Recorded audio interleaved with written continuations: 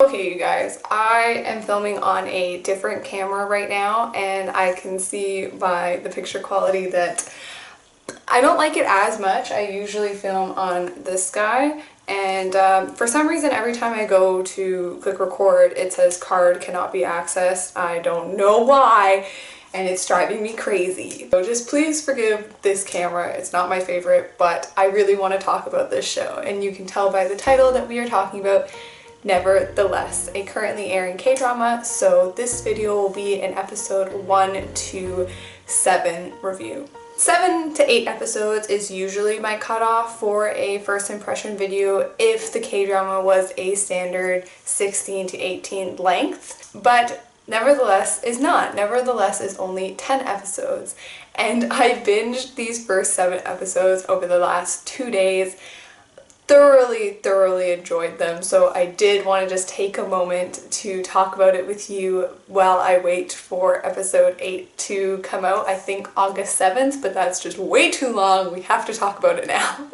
So without further ado, what is Nevertheless about? So our two leads are arts majors at a university who are both struggling with love, and they meet one night and instantly are drawn together. And Nevertheless is truly their story about their instant connection and whether or not a romance between the two will work. Because like I just said, they're both struggling with love and intimacy in two different ways. Our female lead, her name is Nabi, and she is probably the only name I'll remember throughout this video, and that's because it has a meaning other than just a name. It is the Korean word for butterfly, and that is actually quite significant for the story because our male lead has a kind of a little bit of an obsession with butterflies. So him and other characters have kind of conversations about butterflies that are really metaphors for his relationship with Nabi, which I really loved. But anyways, we're talking about Nabi first. We meet Nabi at the end of her current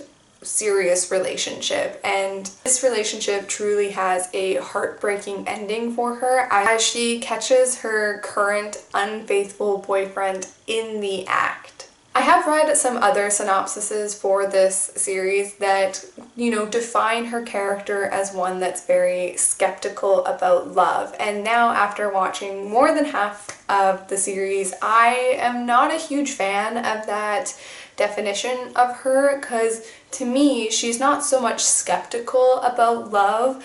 That kind of implies that she doesn't necessarily believe in love, at least in my mind, whereas she is this character who is so open to love, both in giving and receiving it. She's, to me, really is, this young woman who wants to be loved. The problem is of course, in her last relationship being cheated on, still recovering from that betrayal. Understandably, she's very cautious and more than a little bit insecure. And that dichotomy between wanting to experience love in many of its different forms, but then being kind of afraid of it, makes her a very interesting character to me. What I also really liked about Nabi is that she is a very deserving character of all of the attention she receives. She's not one of those plain Jane women who you as the viewer don't understand why she's garnering attention from all these men.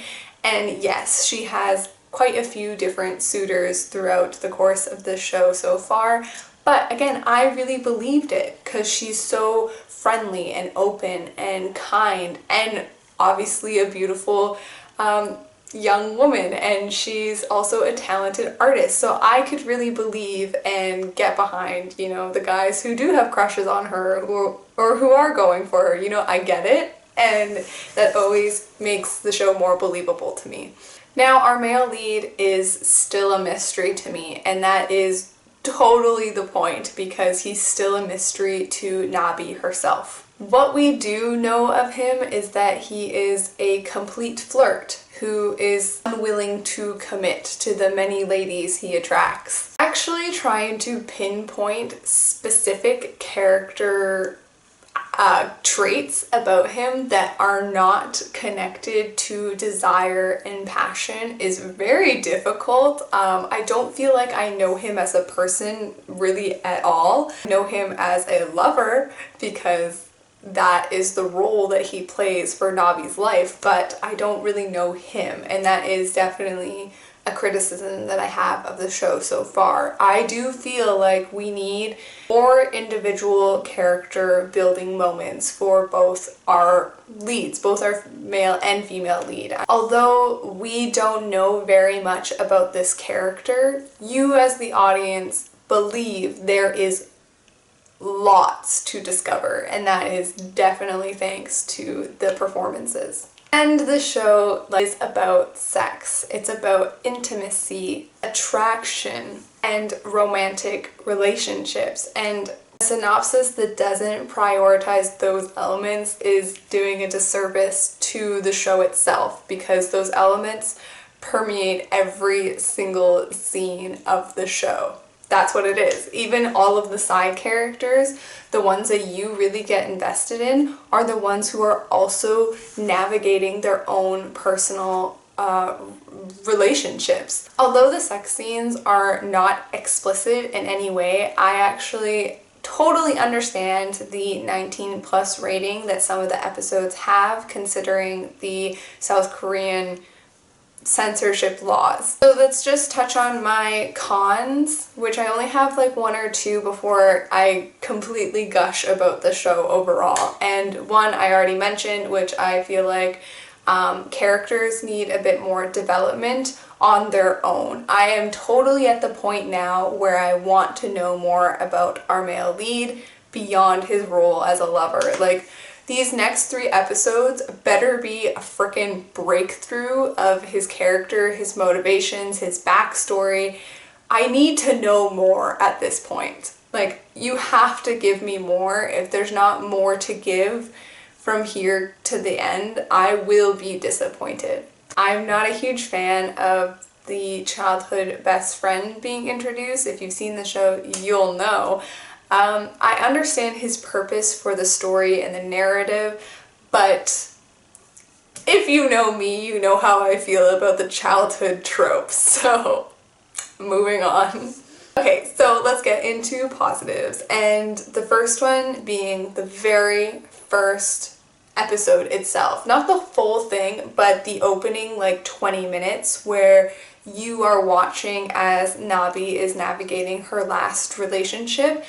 And the film work is just fantastic. It is so beautifully shot, and also the way they frame the ex-boyfriend, they very rarely show his face fully. It's just like from the nose down or the side of his face. He remains this very mysterious figure, not in the way that our male lead is mysterious in a very intriguing way, but mysterious in a threatening way. You know, the horror movie directors have said that like the way to continue building suspense or making something scarier is not to show it to the audience, because your imagination is always scarier than what they can put on screen.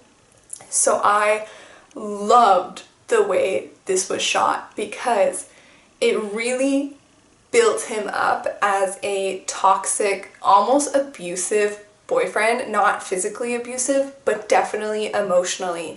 He doesn't get Navi's consent for his art, doesn't respect her emotional response after seeing it, and he gaslights her and cheats on her, and he's just like a really toxic romantic partner. And I just thought the way he was shot elevated it. You could feel instantly how she had been treated, at least for the ending of their relationship, and you know, like why it was her breaking point. I thought it was wonderful. I also think because it was done so well that it could be a slight trigger for someone who has gone through a toxic, abusive relationship, so just bear that in mind. Again, it is only for the first 20 minutes or so, but it was just so powerful. I loved it. And the way they framed him is actually recurring. So they'll use this like partial framing of the face for other characters that you as the audience are not supposed to get attached to, or maybe are supposed to have some sort of prejudice against. So our male lead may have affairs with older women or other girlfriends, and we don't see their faces fully, which is just fantastic because it adds to this feeling. Excuse me, I'm getting so excited.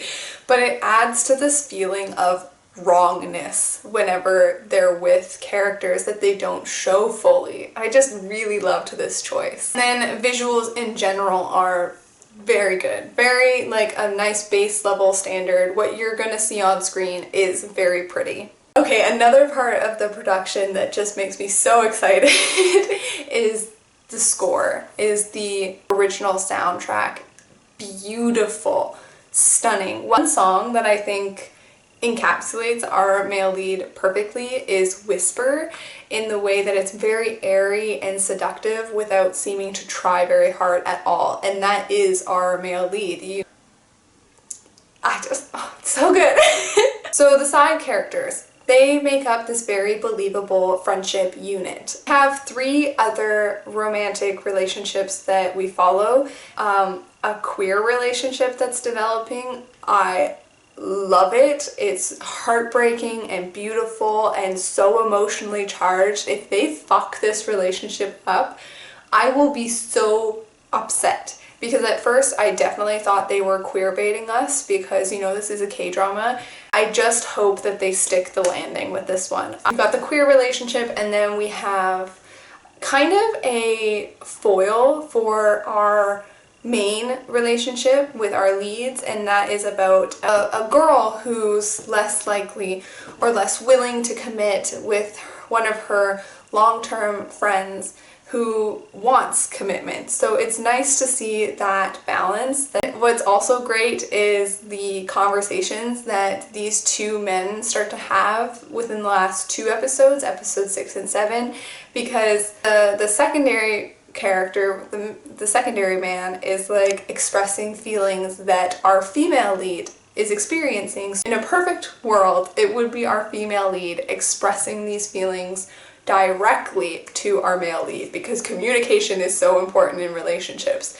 But, you know, she's a little bit too prideful to do that, and so our male lead is hearing the things he needs to hear, but from a man who is experiencing the same thing. And so I really liked those bro moments where they just talk about relationships. And the last sub-relationship is between teachers, I think. I really don't know what their purpose is. They like work in an office. Our main cast like goes in and out, and we get little snippets from them, and in general they're fine to watch, but sometimes we cut to them and it just kills the momentum of the show, and I don't really see a purpose for them at all.